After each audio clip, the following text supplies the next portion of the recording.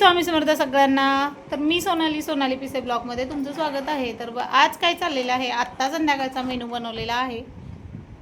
मस्त असं झमझमीत काय पद्धतीने बनवलेलं आहे हे बघा.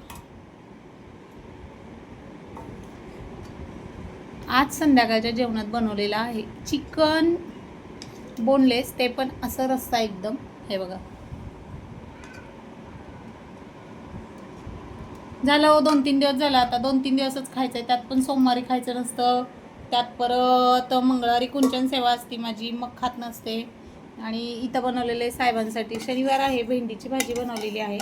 आणि हे आपलं नेहमीचं काम, साय जमा करून ठेवलेली आहे, त्याचं आपलं लोणी काढायचं चाललेलं आहे माझं. बघू शकता तुम्ही, त्यावेळेस साय मोठ्या भांड्यात जमा केली होती, भरपूर अशी झाली होती. मला वाटतं कमीत कमी अर्धा किलो तूप तरी निघेल याच्यामध्ये आता. आणि तसं पण इतर वेळेस पण निघतं, अर्धा किलोच्या जवळपास निघतंच. आता हे जास्तच निघालं, अर्धा किलोच्या वर निघेल. तर अजून हे कंप्लीट घोटून झालेलं नाही आहे. हे बघा, तर आता याला छान बनवून घ्यायचे. हे बघा कसं तयार झालं. हे बघा गोळा, हे बघा. आज 100% अर्धा किलोच्या वर तूप होणार आहे.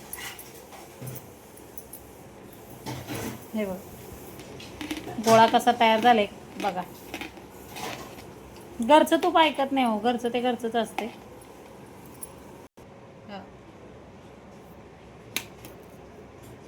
कसं आहे बघा, घरचं लोणी.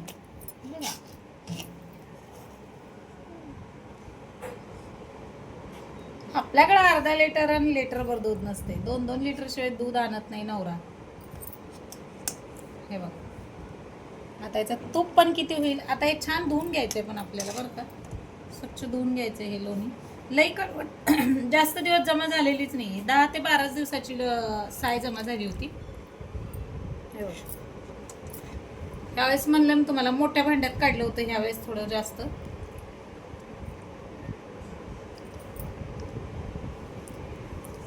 तर कसं वाटतंय सांगा कमेंटमध्ये. घरचं ऐकत नाही आपलं तूप म्हणले ना तुम्हाला. आता श्रावण चालू होतंय, उपवासाला वगैरे लागते, काहीतरी गोडधोड केलं तर, किंवा आपलं वैभवलक्ष्मीचे शुक्रवार चालू होते, तुपाचा दिवा वगैरे करण्यासाठी म्हणलं तुपाचे दिवे लावलेलं पूजेला, त्यासाठी देवासाठी पण तूप होईल. आणि आपलं हे म्हणजे श्रावणासाठी वेगळं स्पेशल होईल, कारण आता 4 महिने आपल्याकडे नॉनव्हेज वगैरे काही बनवलं जात नाही.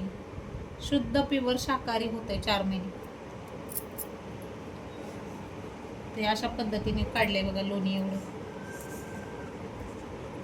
आता याचं भरपूर तूप होईल, नेहमीपेक्षा ह्यावेळेस थोडं जास्तच होईल, कारण लोणी जास्तच निघालेलं.